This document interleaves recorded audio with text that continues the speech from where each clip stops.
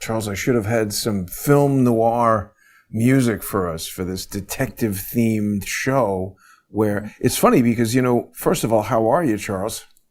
I'm great. Thanks for asking, Jason. I've mostly adjusted to the severe jet lag of all this traveling I've been doing the last 2.5 weeks, but I'm days away from getting back home to Penang. That's good to hear. What I wanted to let everybody know is that what's interesting is, Donald Trump has been moving. You want to talk about warp speed? We're seeing it now with the presidency, and I think people want that more than a warp speed vaccine. But last night, when you and I came up with this parody based on a Steve Martin movie, Dead Men Don't, I forget what they don't do. Wear plaid, right. But in our movie, they don't cash checks. And the funny thing is we were talking about DOGE and all the discovery of 149-year-old people getting Social Security checks. But now it almost seems like this applies to Zelenskyy, who's getting pretty stupid in the things that he's saying. Exactly. And, we could have also said dead men do cash checks because that's apparently what men and women have been doing with their Social Security payments. If DOGE and Musk are right. Well, right. That's the next phase is for them to figure out, they found thousands or maybe even hundreds of thousands of people literally over the age of 100. There's probably a few thousand people over 100 in the United States, but certainly not 1 million, the numbers they were talking about. It's amazing, isn't it? Not only is it amazing, it's more than outrageous. I mean, I am aware because for complex reasons, I'm aware. Not because I did it, but because a company that I had invested in did it, and I had to bring them to justice. You cannot withhold Social Security payments from people's paychecks and get away with that. You say that you took the money out of the paycheck, you don't send it to Social Security, you use said money. That's a very serious crime, but it pales in comparison to having a system where I think one of the largest payments that we make as a country every year is Social Security. Right. If it is true that this government, and it's not, under Trump and now under previously under Biden and before Trump under Dumpster Fire and the other people who preceded Trump, if it is true that this massive bureaucracy has been sending out potentially trillions of dollars in payments to people who don't exist. And it's also true that the people on top of these bureaucracies didn't know about it until Elon Musk came along with DOGE. Then, I think whatever Elon is doing needs to be multiplied by 1 million, because this is really outrageous. There's footage on my Twitter feed of the Postmaster General who had to resign. He presided over $9.5 billion of loss in 1 year in the Postal Service. He was being is that bad? He was asked questions. Where did that money go? Exactly. He was being asked questions about what's going on, and he didn't like the tone of the questioning, so he did this. He did what? And Where was that? It's on my Congress? Twitter feed. Yeah. He was in before that right there. Just past it. Let's listen to this dope. That's craziness. Where did that money go? Oops. Sorry, we're making some sound there. So he puts his hands, he's pretending. I am trying to fix on your the Postal watch Service. With all the AI. Before my watch, the same stuff happened. With all the AI, with all the computer systems, you're worse than if I took a horse and picked up the mail and delivered it 2 miles down the road. Wow. That's you. What a dummy. That's unbelievable, Charles. But this is, those shots of Musk going into headquarters with a sink, when he went to Twitter, now X. That's what we need to, enough of this bullshit. These people who stand on ceremony, the John Boltons, the Lindsey Graham, the talking heads on MSNBC and CNN, how dare a businessman go in and look what happened to all our money. This is not a policy difference. You cannot sit on top of Social Security, say you're the commissioner, and have a bureaucracy which is sending out hundreds of billions of dollars to people who obviously are dead, and not wonder where that money went. And think about this, if you will.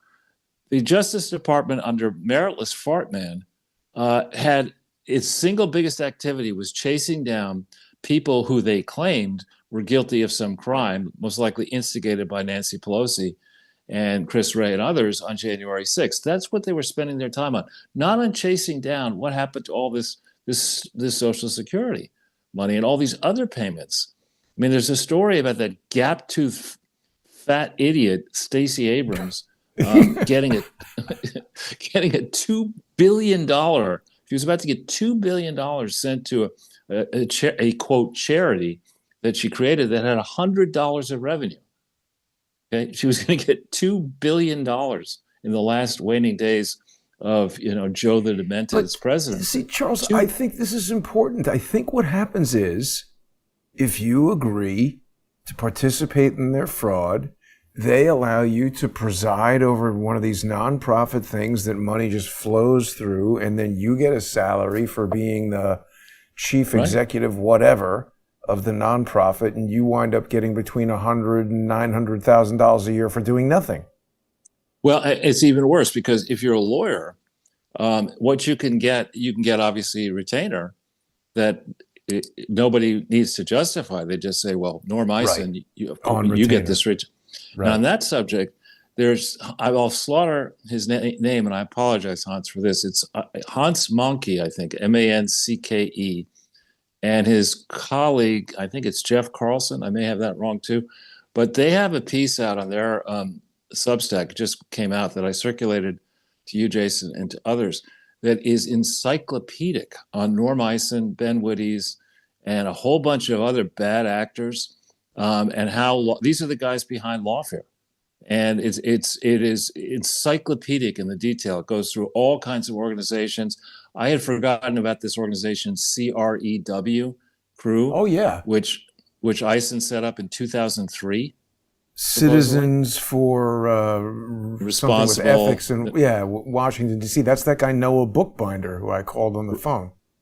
Right. Well, okay, but this piece, Jason, you're going to love it because it goes in depth through all the many facets of Norm Eisen's tortured career. I mean, this is a guy, Norm Eisen, who believes he is he's not a Democrat, he's an authoritarian. He believes that only he and people like him can decide how not just America, but countries around the world, and indeed the global governance system, ought to operate, because he's that fucking smart. And he's not. He's just one person who's gotten a lot of things wrong. He was a classmate of Barack Obama's at law school, so he must know how, honestly, how pathetically stupid and manipulable Barack Obama actually is. But this article is significant to me because it surfaces a name, and I can't get it while we're talking, but I don't know if you can pull the article up while we're talking, but it mentions a name of somebody I'd never heard of, who may be the person who's pulling the strings of Eisen and of Wittes and of many others, likely with money coming from people like... I keep getting to their podcast. These guys need a little SEO optimization going, because putting in all of their names in this article is not getting me to the article. What if you just went to Substack? Yeah, I mean, that's what I mean. It's like, why... Well, if we can't, nuts when something is this difficult to find. well, it could be that it's over the target, so they're making it difficult to find. But I think, Jason, maybe we'd be better off going through this. Here's the. Oh, you got it? I think so. Okay. There we go. The architect of Democrat lawfare. There it is. All right. Now you see, if you scroll through it, and I can't read it the screen, but in the first several paragraphs, it mentions this guy's name. It begins with a P. It's like POD something, Podhauser, PAPO something.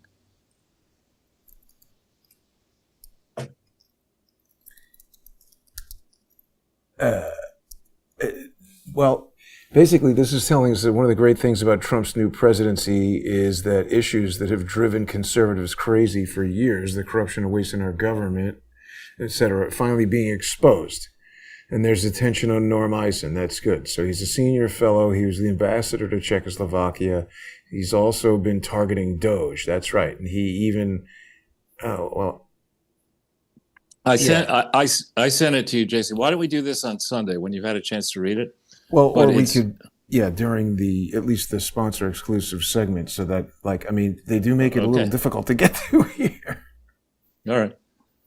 We'll get to it. But the point is that I think major league attention is now going on to this lawfare issue. And it should, after all, because that's what Trump has fought and won against, in theory, by winning the presidency. And now he has an absolute right, his Article 2 power, he has an absolute right to do what he's doing with his various advisors. In contrast, any action that Trump takes, the Democrats dispute and through a whole bunch of different means, and also using rhinos like Lindsey Graham, who is a monumental fucktard, that guy. I mean, I am sick of that guy getting in the way, pretending to be a friend of Trump, and then trying to get in the way of everything that Trump does, including most recently praising Zelenskyy. Right. I mean, talk about misreading the room. I would suggest that Lindsey drink a little less wine and booze, because he is so far off his game now. The American people support Trump on this Ukraine issue, and certainly not somebody like Lindsey Graham, who I believe may well be among the people who've taken kickbacks indirectly out of this military aid. I think that's the way the game is played. Right? I mean, yes. Well, it's now you've got basically Ukraine being pissed off at the United States, which, you know what? I'm pissed off at Ukraine. It's a good thing that they weren't given a seat at the table, and Trump addressed it appropriately. He said, you've had a seat at this table for 3 years. Why? He didn't come out and say this, but I thought this is what he was getting at. Why would we invite the idiots who have been screwing this up for 3 years? We have a new team now. We're going to resolve this. And the notion that Ukraine should have some seat at the table to negotiate this, Ukraine is like the 14-year-old kid that started the fight who's got to go in the house and shut up while the parents work out how we're going to stop this chaos. Well, and I think you and I would both draw a distinction between the people who purport to lead the government of Ukraine and the people of Ukraine. On my Twitter feed, there's some, I think, Ukrainian woman saying that the sooner this mess in Ukraine is straightened out and Zelenskyy is gone, the faster people will start celebrating in the streets across Ukraine. Yeah, and I think that is largely true. I mean, I love Trump.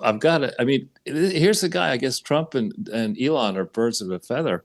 I mean, Trump is the supreme god of tweeting and of truth socialing or whatever, calling Zelenskyy a modestly successful comedian. He's so good.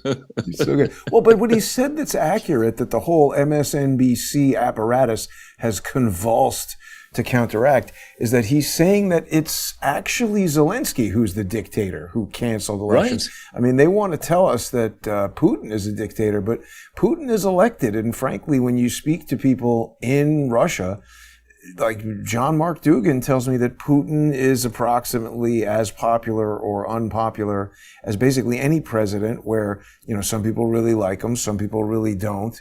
But Putin's not a dictator. It's amazing how they're trying to stipulate reality with that right now. Well, and if you think about how America works, we do have too many parts of this country where there are dictators. I mean, Eric Adams is under assault, but in New York, the mayor of New York and the governor of New York are virtually unassailable unless they descend into criminal activity, which I believe Eric Adams has, and now Kathy Hochul is doing again. But here you have Tish James, the Attorney General of the state of New York, who can't explain where she came up with all the money for her real estate.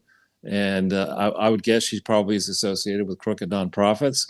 She has the same problem, I believe, that was alleged against Trump, inflating the value of her real estate to get mortgage loans. But you go around the country. She got the idea from, to blame Trump. It was exactly what she was doing. Right. And, I guess, but does Trump wear a wig? Anyway, going around the country. Did you notice that? I know. I would. We must come up with a better phrase than that one, I guess. But anyway, look at that billionaire moron in the governor's seat there in Illinois. Jay Pritzker is just a revolting moron. But how do you get rid of a governor? I mean, it differs state by state, doesn't it? In New York, well, they use the FBI. Is how you do it. You get Blagojevich in prison. But you look around the country, And the places where there is dictatorial rule, New York City had that asshat Kamala Harris won, you would still have your congestion pricing. But Sean Duffy, as Secretary of Transportation, takes one look at that with the DOGE team and others, said, "Oh, wait a minute, you can't charge people to use the roads that you already charged them to build. You can't do that." They did it already. They've charged me several times. No, they've overturned it. Did they? When did they do that? In the last 24 hours. This morning when I was checking. Just real quick on Tish James, Charles. I want people to know about this, including you. Sam Antar, do you know who he is? Sure. Fraud. The Crazy Eddie guy. Right. Yeah. So anyway, he has been doing a whole series on his X account, just at Sam Antar, where he's got all the details on the Tish James properties that she owns and what's going on with the public information about the mortgages. I mean, this guy's a whole financial, he's like a forensic accountant, I guess. And he got jammed up for doing fraud many, many years ago, but he did his time and now he's, changed his ways. But he's got the info here on Tish James. Well, and, it's interesting. I can say this now because this fellow has sadly passed away, but I had a friend who was from a real estate family in New York called Dale Hemmerdinger. And I asked him a long time ago, he was later chairman of the MTA. I asked him a long time ago, why does it make sense to give politicians money at all? I don't understand it. He said, well, in New York, it makes a lot of sense because if you're a developer and you've got a project, let's say a 40-story project, and by giving money, I'm not saying he did this, but by giving money to a governor or a mayor or both, you can get multiple state and city and maybe federal agencies to take 10 floors in your tower when it's still in concept. Whoa. Then you've got you don't have to put up much equity, right? I mean, if you the announce, bank gives you a loan on that, right? And the credit is, in theory, even in New York City and with regard to New York City and state and our federal government, the credit standing of the tenant is pretty high, which makes the project happen. And so it makes a ton of sense if you're in real estate to do this, and if you're banking to do this. And it makes absolutely no sense to allow people like Adams and Tish James and many others to simultaneously hold government jobs while they have these real estate projects in the jurisdictions that they govern. This is ridiculous. Obviously, they're being paid off. And obviously, just as the case of Social Security, the people who should investigate this and make an issue of it are saying, you know what? I'm not going to investigate it. I want to get that bank get that bank. I want some bank money. I want some real estate. Well, it's a good point, Charles. I mean, why would somebody be motivated to? I mean, look at how happy Eric Adams looks walking into court about to get completely off scot-free. I mean, why would somebody, let's say you're me working for the city and you discover all this and you're like, hey, and you stand up and you get fired immediately. And then the next person says, well, gee, I guess telling on these people is going to get me fired. Why don't I participate and get hundreds of thousands of dollars? Right. Yeah, but it would be funny if it were not so tragic. I mean, we have New York City is running a deficit. New York State is running a deficit. The federal government's running a deficit. But you know what the good news out of all this is? I assumed that there was maybe in the total budget, there might be 15% that you could cut out because this whole idea you can't touch entitlements. Whoa, no dead person is entitled to get Social Security. But while they're at it, this data Republican, if she can get access, it turns out is an autistic woman, if she can get access to the Social Security records and cross-check them with the voting records, I'd like to know how many people who are dead and receive Social Security also voted. That's what I want to know, because I think that's a big number. Well, and I think what you were getting at there a minute ago, Charles, is that it's possible that all these things that they've told us are in debt, or losing money or whatever. If your company is losing $2 million a year and you figure out there's $3 million worth of theft, you just cut that off and immediately you've become profitable or break even. It seems like maybe that's possible. No? Right. And the good news out of all this under Trump and with the Republicans in the House and the Senate, you have around the world, Germany's going to vote on Sunday. They're going to vote AFD in. the supposed right wing. But this is, I think, going to be a good thing for Germany. France is going to have an election. Marine Le Pen is leading bigly in France. But around Europe, in Keir Starmer in the UK, and other, and Belgium, and the EU people, and Klaus Schwab, and whatever, these people are so corrupt and so misreading what is going on in economies around the world. Meanwhile, in Japan's got all kinds of problems. So with the news that there's this much waste and fraud and corruption in our government sector, that means that capital is going to come flooding into U.S. government securities because they are solvent. We can cut the deficit. We can reduce the debt, and Europe can't, and Japan can't. So there's a lot more wealth around the world, in theory, than there is annual output. Some say, there might be 5 times the annual output of all the economies in the world is the stock of wealth. So that money needs to go somewhere, and much of it doesn't want to take equity risk. So it was interested in debt securities. I think this is actually fantastic news. And I would guess Scott Bessent, who's a billionaire, super shrewd hedge fund guy, he gets this.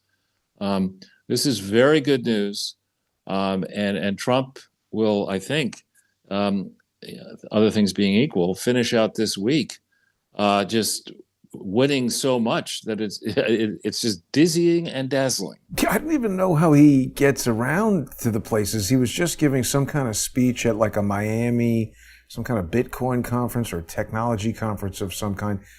I just don't understand. He doesn't sleep that much, to tell you the truth. And then you mentioned France. I don't know if you saw this, Charles, but the latest twist in the Candace Owens saga is that apparently Brigitte Macron might be, what's his name, Macron's father. That's pretty, even Star Warsian twist. Even for France, that's pretty bitter and twisted. I mean, you couldn't, if that were a script or a book proposal, I don't think. It's Empire Strikes Back. I am your father. No, now he's going to drop Macron down a tunnel and fly out the other end. Well, in Empire Strikes Back, was he sleeping with his father? No, he was trying to make out with his sister, though, we found out years later. But back on topic for a second, Charles, people are saying that DOGE is going to maybe send out checks to people, some kind of DOGE dividend. I don't know. What do you think? Is that a good idea? Or is that just saying, hey, since this money was already wasted, let's take it? Don't we need to pay down the interest? We'll pay down the principal. I think I saw some tweet where the idea was 20% of the savings would be returned to the taxpayer. And Trump then said another 20% would go to paying down the debt. And my attitude, what about the other 60%? So I'm not sure on the math of all this. 60%? What 50%? Charles, what did you do with the 40%? He said 20%. Goes. There's 100%, right? 20% is going to go to the taxpayer. You got to talk to the accounting department, Mr. Zelenskyy. 20% to the taxpayer, 20% to paying down debt. That leaves 60% with no explanation where that's going. So I'm joking. Yeah.